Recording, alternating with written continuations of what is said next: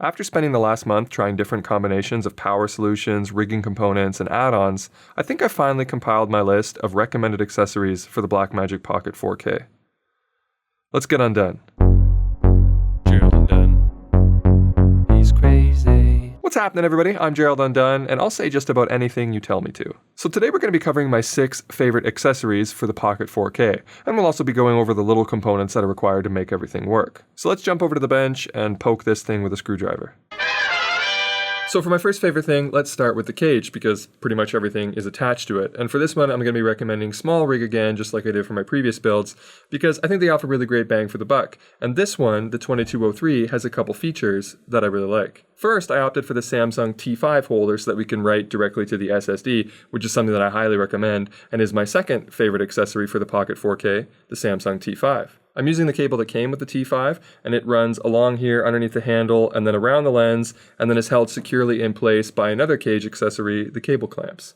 This is very convenient. On this 1 terabyte SSD, I can get close to 3 hours of recording on the highest constant quality RAW setting of Q0. And it's pretty awesome because when I'm ready to edit my footage, I can just loosen this clamp here, disconnect the drive, the cable stays in place, and then I can use the other cable that came with the drive to connect it to my computer, and I can edit the footage right off the drive. The next cage attachment that I recommend is this little guy down here that connects to the Metabones speed booster and then firmly to the cage. And this stops it from wiggling around and makes it feel like the speed booster is actually just part of the camera. Basically making this an EF mount camera. And the speed booster that I'm using is the 0.71x Ultra, which pairs nicely with the Sigma 18-35. And this combination is my third favorite recommended accessory for the Pocket 4K. And the Sigma 18-35mm is the winner of that Sigma lens roundup video that we did just a little while ago, and I think is probably the best option for video. I'm basically getting a 24-48mm f2.4 full frame equivalent after accounting for the Pocket 4K's crop.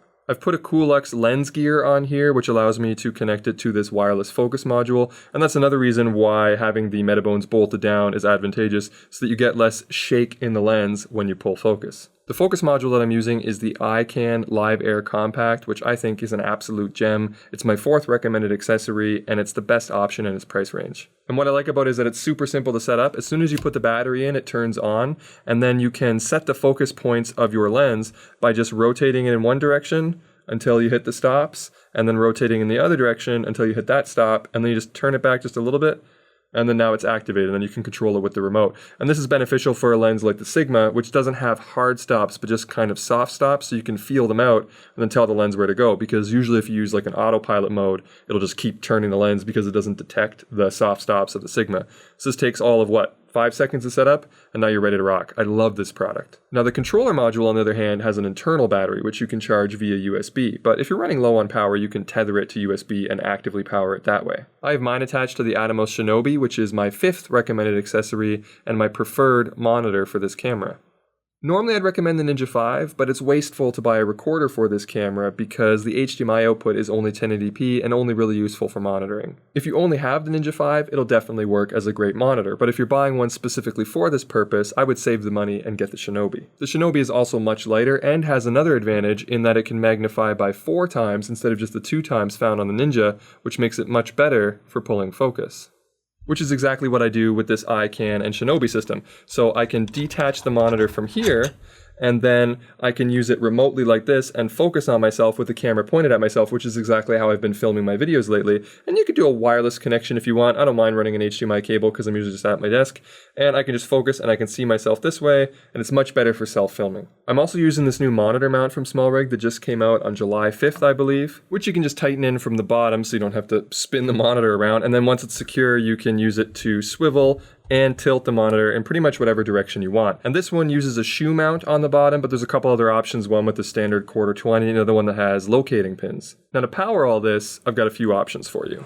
First, I've got the same dovetail quick plate on the bottom from SmallRig, so it's going to fit into the same rod system that we built for the A7 III. If you want more detail on that, I highly recommend that you go check out that video. But I have made a couple modifications to it for the Pocket 4K. First, I added this lens support on the front because the 18-35 is a little bit longer and a bit heavier, so this will help further reduce those focus vibrations that I was talking about and help with the overall stability. And I left a little bit of space on the rods in front, so that way if you wanted to add a matte box, then you have this in order to use for swing away ones. But if you wanted to use a clamp on matte box, then again, the lens support will help take some of the weight from the matte box. So I like the system. I think it's pretty versatile at this stage. And then the other modifications were to power the Pocket 4K, which is going to be my sixth and final recommended accessory, but it's going to be a bit of a broader one to cover all the power solutions. So there's going to be some sub recommendations. So my favorite method for powering this is by using a D-tap to 2-pin connector using the auxiliary power input on the side of the Blackmagic, and then connecting a D-tap to this V-mount battery plate. And I prefer this over using a dummy battery inside the Blackmagic to replace the Canon battery that goes inside, because this gives you a bit of a redundancy. Let's say that you didn't realize that your V-mount battery was low. Here, let me turn on the Pocket 4K. And it died on you, or if you wanted to hot swap batteries, having the battery inside allows you a little bit of a grace period for this. So you can see that the screen is on. If I take out the V-mount battery, we're still running, and we're going to have about 20-25 minutes while we go fetch another battery or until we realize that this one died. You'll also notice that I lay my battery plates down rather than have them vertical, which I see in pretty much every other build. Now, the vertical battery style is definitely good for cinema cameras, but often cinema cameras don't really have a lot to see on the back end. But with hybrid cameras and the Pocket 4K, which has a screen on the back, having the battery vertical is just kind of wasteful in my opinion. So I lay it down flat like this, and I can still see the screen quite well, even with the battery in the way. And this is a reasonably tall V-mount battery. They make them even smaller than this, obviously. And it actually helps with balancing this on a tripod as well, especially when you use a longer lens, because now you have the camera at more of the center point, so your plate is going to be more centered, and it's easier to balance. So I actually recommend building it out this way. And just like with the Sony rig, I also have another power cable being run up into the Shinobi, so it's all being powered by the same thing. And because there's a USB port here, I could also power the focus module if I wanted to that way, or something else like a phone. And just like with the Sony rig, the rods and supports and quick release plates are all from SmallRig, and all the power options like the batteries and the cables and the plate are from Indie Pro Tools. I'll put links to everything that we discussed in the description below, but this setup will get you close to 3 hours of runtime with this 98 watt-hour battery, which matches nicely with the close to 3 hours record time that you get with the Samsung T5. But you can obviously have a longer runtime if you use a larger battery. Indie Pro Tools also sent me another powering option that they wanted me to show you guys that would work for this camera, but also for many others. It's called the PortaPack, and it's also a 98 watt-hour battery, but it's not V-mount. It features a 12-volt DC output, a 7.4-volt DC output, and a USB port. So you can use the 7.4-volt output to power dummy batteries for your different cameras. And it also comes with a splitter, which you can plug in there, and then you can connect up to 2 different devices. And they sent this along with the Canon dummy battery adapter, so we can plug that into the 7.4-volt, and then stick this into the Blackmagic and power it that way. And it works quite well. But as I already said, I prefer not to use dummy batteries when I can avoid it, and so playing around with this PortaPack gave me a different idea. Because it has a 12-volt option, we should be able to adapt that to the 2-pin connector on the Blackmagic in order to get that redundancy back. But unfortunately, all of my 2-pin connectors are for D-tap, but thankfully Indie Pro Tools agreed to make me a custom cable that goes from the 2-pin connector to the 12-volt connector. And because the cable is long and coiled, you could stick the PortaPack in your pocket or in your bag, and then when you connect it to the camera, with this quick release that I built into the rig here, we can now take the Blackmagic off, it's tethered to a power cable, and we can use it for sort of a run and gun style like this and still get that 3 hours of power. This is a really fun solution when you want to be more nimble for run and gun but still want that battery life, and because we have the cage attached, we can still have the secured SSD for the longer record times, we still have our lens adapter bolted on, and we have that extra weight so now we can get more stable shots. Now there is a combo option for this PortaPack which comes with an enclosure and a traveling case and a couple extra cables, and you can get these for whatever camera you want, but basically the camera goes on top of the enclosure on this cork here, you mount the bottom part to a tripod, you put the PortaPack inside of the enclosure, and it just kind of gives you a sort of a built-out rig like that. I think this is a fine solution. Obviously I prefer to build out larger rigs, and there's a bit of a pricing